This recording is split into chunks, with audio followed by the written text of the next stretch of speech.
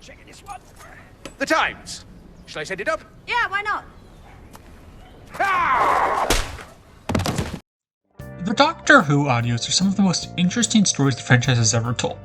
They allow the writers to do concepts and ideas that the TV show could never dare attempt, while still having full access to the original cast that we as an audience fell in love with. Big Finish, the company in charge of Doctor Who audios, has told some of my all-time favorite Doctor Who stories: The Chimes of Midnight, The Natural History of Fear, Immortal Beloved, and the one we'll be talking about today, Scherzo.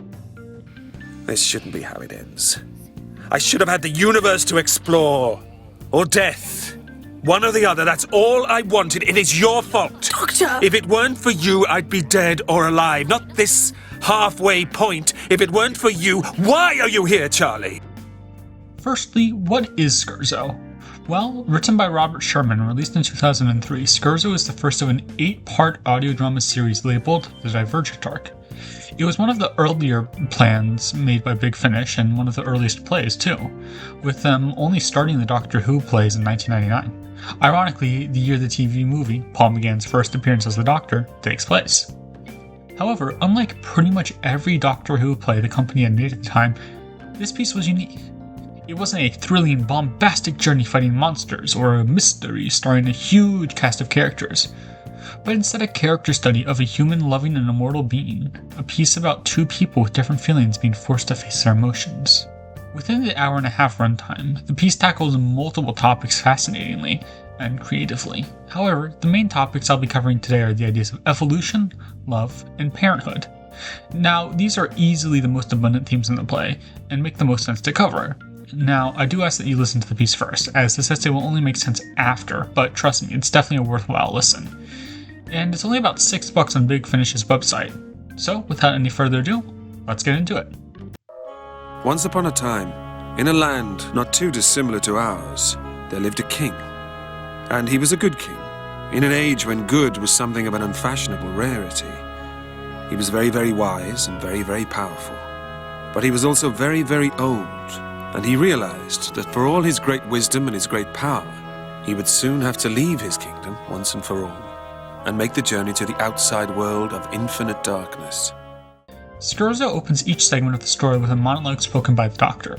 These monologues follow the tale of a young king, one so riddled by greed that he forces all the people in his kingdom to obey him.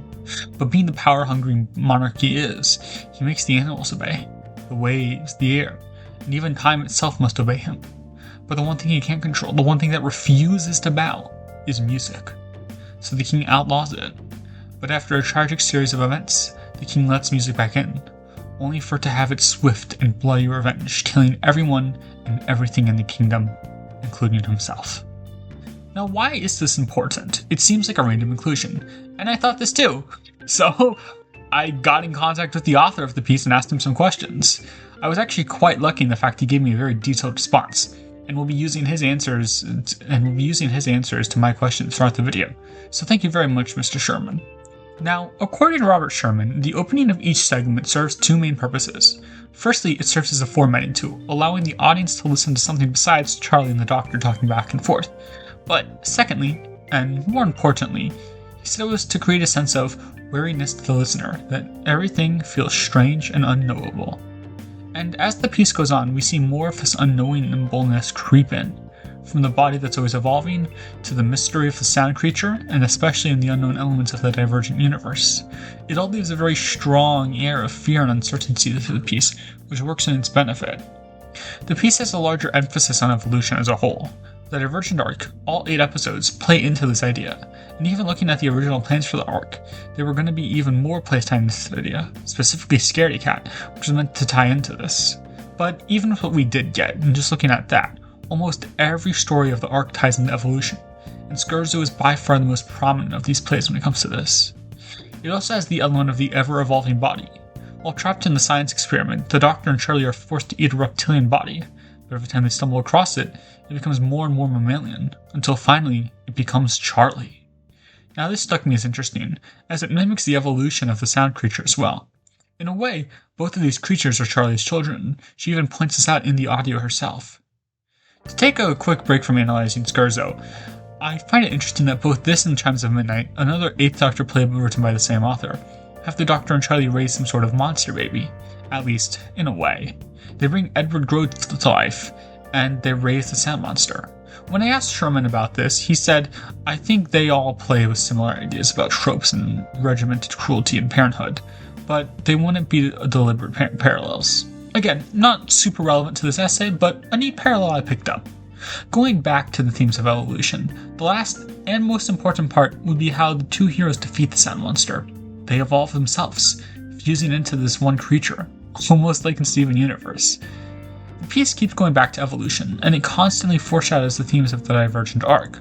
While this was by no means intentional, Sherman himself confirmed this, it's still an amazing detail that furthers the arc these characters go on. Now, while this isn't how evolution works in the real world, it is a fascinating idea, having people evolve on their own. I think the creative liberty allows the piece to tell an interesting story. Another big theme in this piece is the twisted nature of love.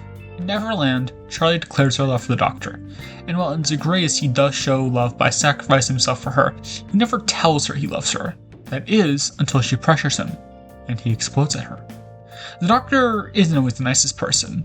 He's a murderer of countless, in fact, but he always puts on a heroic facade and tries to be better than everyone.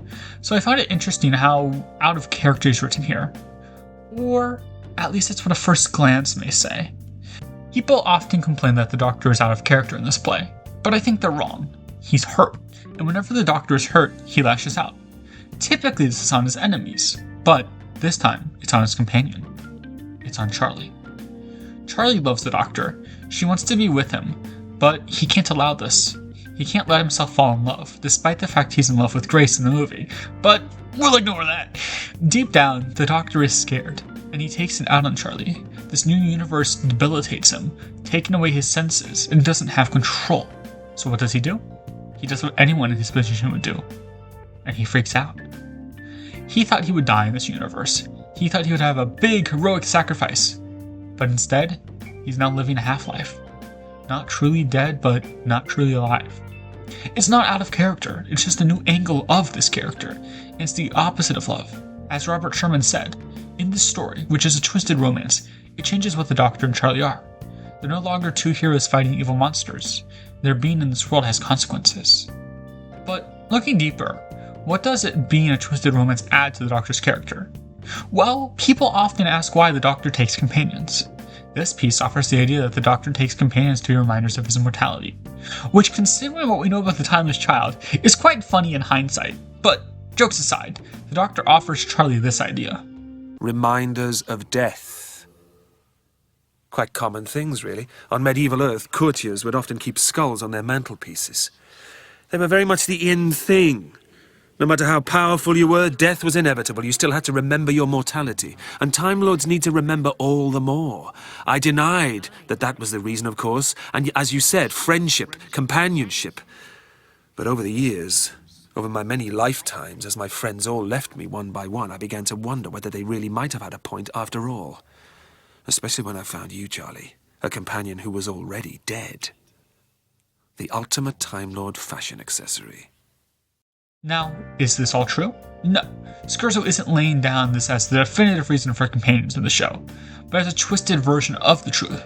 The Doctor takes companions because he's lonely and wants someone to see his brilliance. That's the truth. The reminder of death, while maybe a small part of it, is not the underlying factor. This brings us back to the twisted love. Charlie and the Doctor do love each other, but the Doctor cannot express it, nor does he want it to become a romantic relationship. He sacrificed himself to save her. That was his act of love. I don't understand. You're saying you did care for me after all, that you loved me. Of course I loved you! I killed myself for you, didn't I? Of course I loved you! And what better way to showcase love than parenthood? As Charlie and the Doctor argue their words, their sounds feed a creature, the sound creature. It's a creature that views both of them as its parents, yet at the same time, competition. Only one can live, and they all know this. The Doctor and Charlie feed the sound creature, and in return, it feeds them. But they know only one can live on, it's just a matter of who it will be. So after the Doctor and Charlie fuse, the sound creature tries to convince it to let them live. After all, it is their child. This piece also plays on the fact that Charlie will likely never have kids, as she can never go back and return home to her own time period. Being the woman who never was, Charlie can't go back. She can't live out her life, she can't have kids and continue her family's legacy. This means the sound creature may be the only way her legacy can live on. Now with all that being said, I'd like to give out a minute to hear AusWhoFan's opinion on this piece.